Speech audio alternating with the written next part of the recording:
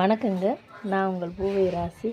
எங்கள் வீட்டில் கீரைத்தண்டு பாருங்கள், எவ்வளோ உசரம் வளர்ந்துருக்கு பாருங்க.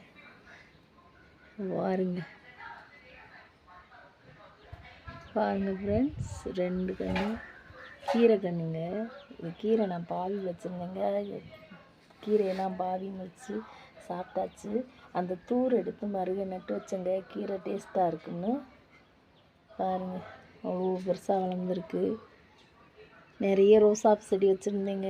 எல்லாம் மழை பெஞ்சிட்டு இருக்கும், பூச்சி அடிச்சு இதாகிடுச்சு. இப்போ வெட்டி விட்டேங்க. தூர்லாம் இது வெட்டி விட்ருக்கேன். இது பாருங்க, கிளை வெடிச்சு வந்திருக்கு. லைட்டாக பூச்சி அடிச்சிருக்கு. இதுக்கு என்ன பண்ணணும்னா, வேப்ப எண்ணெய் வாங்கி ஒரு மூடி எடுத்து ஒரு கிளாஸில் நிரப்பி வேப்பெண்ணெயும் இதில் கொஞ்சம் ஒரு மூடி எடுத்து குலுக்கிட்டு அடித்து விடணுங்க. இந்த பூச்சி போயிடும். மழை பெஞ்சிருக்கு இல்லையா, நீ பூச்சி வரும் பாருங்கள். இந்த பாருங்கள், பூச்சியே இருக்குங்க ஒரு பூவில். இங்கே பாருங்கள், நான் மழை பெய்யவும் கண்டுக்கலை. இங்கே பாருங்கள், பூச்சியே இருக்குது. அடாடா, இங்கிட்டு நல்லா ஒரு பூ நல்லா பூத்துருக்கு.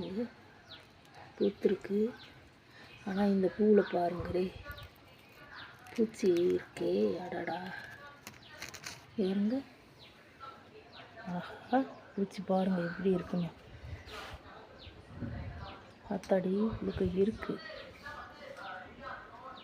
நல்லா பாருங்கள், இருக்குங்க. அடாடா, இங்கே விழுக மாட்டேங்குதுங்க. இங்கே வந்து எத்து தண்டி பிடிச்சி எறும்பு சாக்கி கிழிச்சு வைக்கிறேங்க. இப்படி தொட்டிக்கில் எறும்பு வந்துடுது, நெருப்பு எறும்பு. அதனால் எறும்பு சாக்கி கிழிச்சு வைக்கணும். இந்த பூச்சி பாருங்களே, அதுக்குள்ளே போய் உட்காந்துருக்கு. பூவெல்லாம் இப்படி கடிச்சு நாசமாக்கிருச்சுங்க.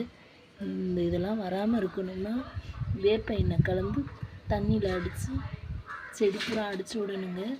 ஆனால் இதுக்கு குப்பை. ஆனால் செடி கிராத்து போய் வரும்போது பாருங்கள் வெட்டிட்டு இதாகிடுச்சு. அதுக்கப்புறம் நான் முட்டை ஓட அரைச்சி டீ போடுற தூளெல்லாம் மிக்ஸ் பண்ணி முட்டை ஓட அரைச்சி தண்ணியில் கலந்து இதில் ஊற்றினுங்க. நல்லா பொதுன்னு இருக்கும் பாருங்கள். அதுக்கப்புறம் இதெல்லாம் களை வெடித்து இப்படி நல்லா முட்டை வந்திருக்குங்க. வீடியோ பிடிச்சிருந்தா லைக் பண்ணுங்கள், ஷேர் பண்ணுங்கள், சப்ஸ்கிரைப் பண்ணுங்கள். Thank you friends.